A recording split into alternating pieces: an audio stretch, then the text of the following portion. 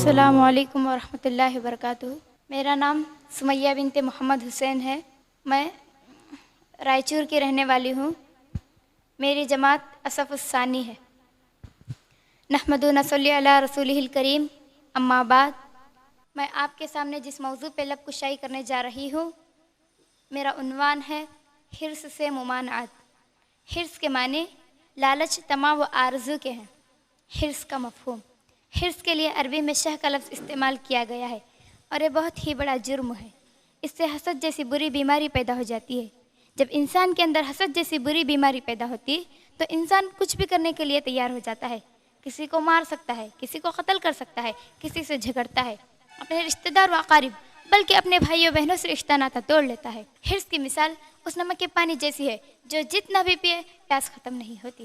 حرص سے ممانعت، حرص سے سخت ممانعت کرتے ہوئے صحیح مسلم کی حدیث میں حضرت جابر رضی اللہ عنہ سے روایت ہے کہ آپ صلی اللہ علیہ وسلم نے فرمایا، تم حرص سے بچو کیونکہ حرص نے تم سے پہلے لوگوں کو ہلاک کیا ہے، اور حرص ہی نے اس بات پر آمادہ کیا کہ وہ آپس میں خون ریزی کریں۔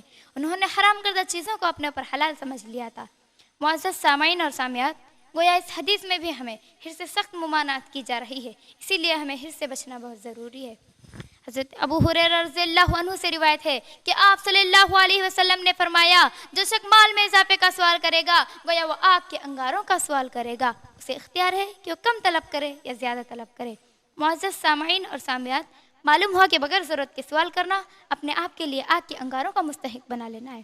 بے شک ہمارا اسلام ہمیں قناعت اختیار کرنے کو کہتا ہے، لیکن افسوس صد افسوس کہ ہم قناعت اختیار کرنے کے بجائے مال رہنے کے باوجود دوسروں سے مانگتے پھرتے ہیں۔ اس بری خصلت کے بارے میں رسول صلی اللہ علیہ وسلم نے فرمایا، اگر انسان کے پاس سونے کی ایک وادی ہوتی تو وہ چاہتا کہ وہ دو ہو جائے۔ انسان کا منہ خبر کے مٹی کے سوا کوئی دوسری چیزیں نہیں بھر سکتی۔ معزز سامعین اور سامعات، انسان کو جتنا بھی دیا جائے وہ اس پر قناعت اختیار نہیں کرتا بلکہ اور بھی چاہتا ہے۔ یہ عادت اکثر عام لوگوں میں پائی جاتی ہے، لیکن ایک سچے اور پکے مومن کی علامت اس کے علاوہ ہوتی ہے۔ اللہ تعالیٰ اس کو جتنا دیتا ہے وہ اسی پر اس کا شکریہ ادا کرتے ہوئے زندگی بسر کرتا ہے، لیکن جو غیر مومن نام کا مسلمان ہوتا ہے اس کے اندر قناعت کا مادہ ہی نہیں رہتا بلکہ اس کے اندر حرص، لالچ آ جاتی ہے۔ حضرت ابو ہریرہ رضی اللہ عنہ سے روایت ہے کہ آپ صلی اللہ علیہ وسلم نے فرمایا، ایمان اور حرص دونوں ایک جگہ جمع نہیں ہو سکتے۔ ایمان چاہتا ہے کہ آدمی مال کا پجاری نہ بنے، من کہ اللہ تعالیٰ اس کو جتنا دے وہ اسی پر اس کا شکریہ ادا کرتے ہوئے زندگی بسر کرے۔ اللہ کی راہ کا غبار اور جہنم کا دھواں دونوں ایک بندے کے پیٹ میں جمع نہیں ہو سکتے، اسی طرح ایمان اور حرص دونوں ایک بندے کے دل میں جمع نہیں ہو سکتے۔ اللہ تعالیٰ حرص کرنے والوں کے انجام کے متعلق سورۃ القلم میں ایک قصہ ذکر کرتا ہے کہ ایک شخص بڑا نیک اور سخی تھا۔ اس کے پاس ایک باغ کی پیداوار سے وہ اپنے گھر اور کھیتی باڑی کے اخراجات کو نکال کر باقی مال اللہ کی راہ میں خرچ کر دیا کرتا تھا۔ اللہ نے اس کے مال میں بڑی برکت ڈال رکھی تھی۔ جب وہ شخص فوت ہو گیا تو اس کی اولاد نے باہم مشورہ کیا کہ ہمارا باپ تو بیوقوف تھا، اپنا سارا مال غریب و مسکینوں پر خرچ کیا کرتا تھا، لیکن آج سے اگر ہم اس مال کی حفاظت کریں گے تو ہم بہت جلد دولت مند ہو جائیں گے۔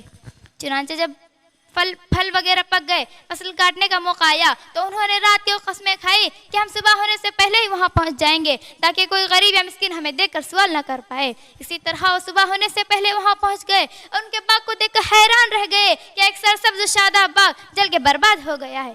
پہلے تو یہ سمجھے کہ شاید یہ باغ ہمارا نہیں ہے۔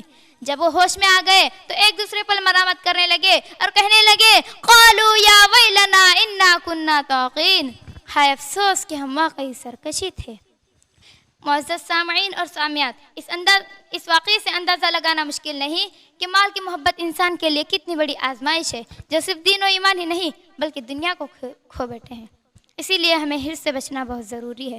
آخر میں اللہ تعالیٰ سے دعا ہے کہ اللہ تعالیٰ ہم تمام کو حرص کرنے سے بچائے اور تھوڑی سی چیزوں پر قناعت اختیار کرنے کی توفیق دے۔ السلام علیکم ورحمۃ اللہ وبرکاتہ۔ اللہ اللہ اللہ